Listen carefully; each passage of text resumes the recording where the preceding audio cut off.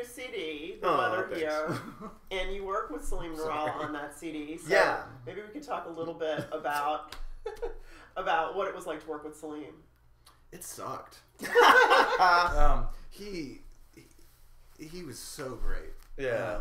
He's just like beautiful producer, and good looking too. You know. Yes, he is. He is He's a attractive. handsome man. He What is. does that have to do with anything? I don't know. I just said I beautiful. don't want to work with ugly people. No. That's also inspiring. Eric, you're out. Yep. Sorry.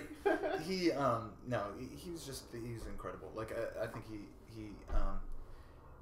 we had a lot of songs that we gave him, and he was excited because I think we really gave a lot of the production over to him, like handed the wheel over, like take the wheel, and he chose the song order and really the songs that we would play. I think we gave him like 30 songs. We needed to do this though because we had just gotten done recording 3 EPs on our own at the house.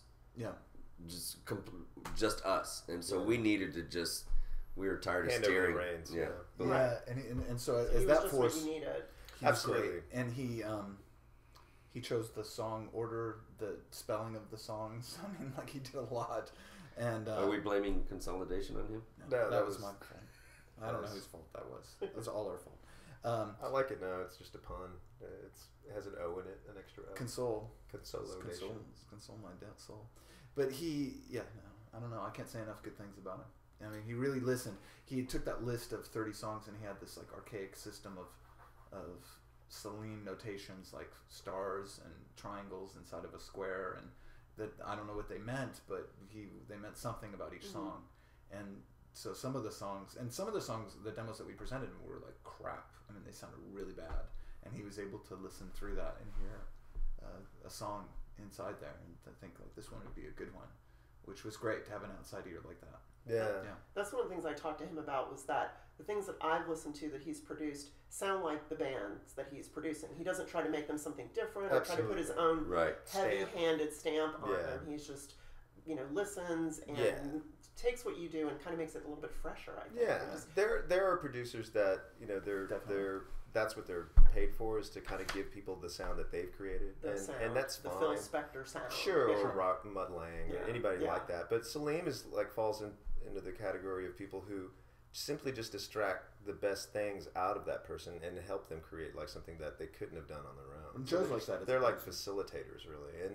And so their intuition and their instincts are usually good. So you trust them to like kind of know, like, oh yeah, I don't have to do that again. That was the take. You know what I mean? So the problem with like recording is that you want to make it perfect. So your intuition is to kind of do it until it's perfect, but maybe it was perfect the very first time you tried. You don't know. Right. It's really hard to be objective in that sense. And so he's great at it. He can kind of hear immediately, like, it's too slow or it's too fast, or I don't know, let's move on to another song. Like, he just, the workflow in the studio while we were working, because we did it in 3 weekends. I mean, the workflow was very fast, and he worked, like just alongside with us and just did a lot of hard work, really. Well, I was looking at Eric's shirt about Keep San Antonio Lame, and I was going to ask about the music scene in San Antonio. Okay. Is there one?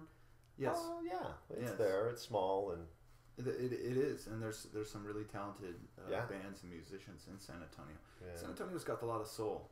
I mean, I think it's a little rougher around the edges in every way, and including musically. Yeah. But I think with that comes, some great creativity. I mean, probably the level of musicianship is higher in Austin in terms of like people are better players and stuff. Yeah. But like in terms of like songwriting soul, I don't know. It might be a little toss up there. Okay. There's Girl in a Coma from San Antonio. I interviewed them on the bus. The Right. They are fantastic. They're awesome. They're great band. There's the Swindles that both Joe and Odie play with. It's a phenomenal band. Yeah. And more Texana kind of way. And Snowbird is a great band from San Antonio. There's a bunch, So yes, there is a scene. It's a much better scene than Austin. I think in a way that it's not very shows trendy. People don't.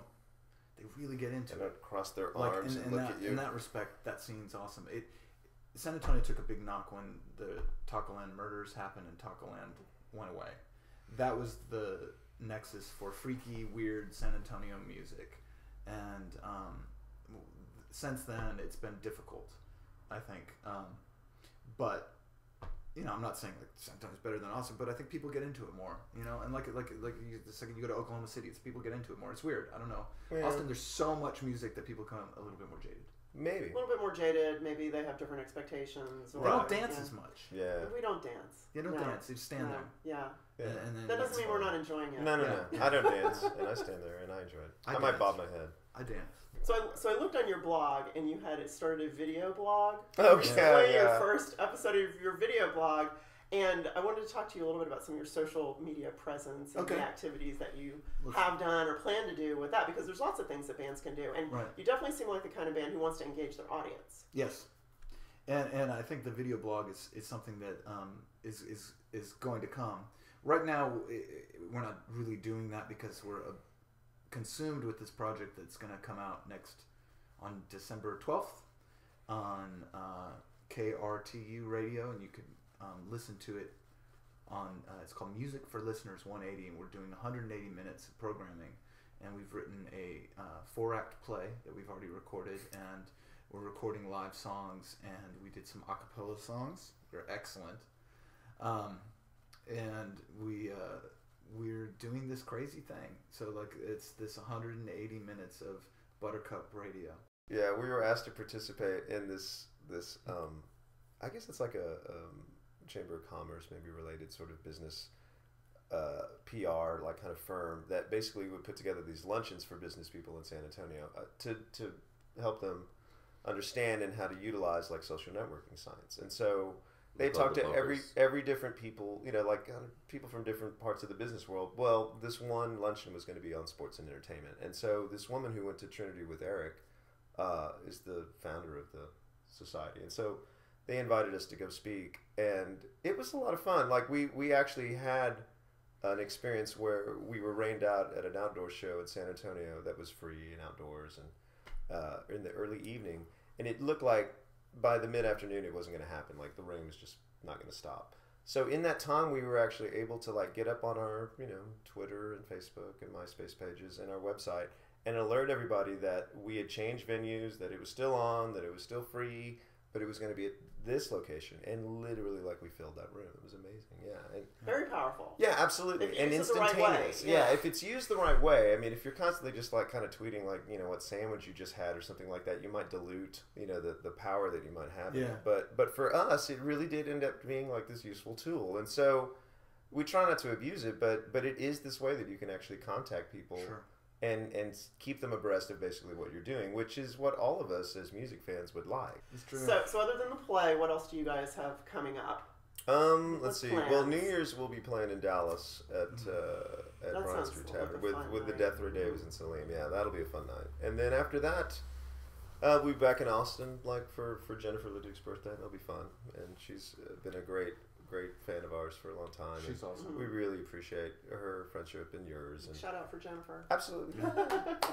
She's great. And she shares the same taste in music that we do, which is great. The work that you guys do is really important. Well, thank you. Absolutely, like yeah. Thanks so much. And thank you. There is something about this sort of connectivity now that we can have through basically like mediums like you. Like for us to do it ourselves seems kind of self-serving.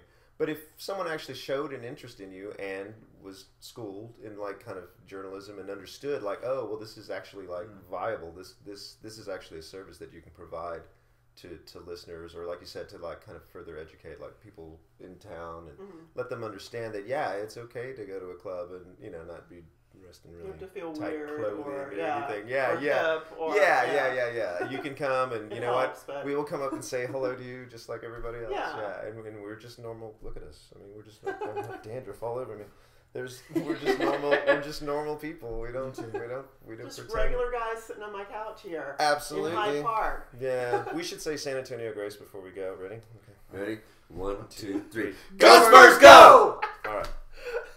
Well, we could probably talk for hours here, but I appreciate so much you guys coming over. It's so much fun talking to you, and I would love to hear you play something if you would. Oh, absolutely. Okay, absolutely. We'll be right back with more from Buttercup.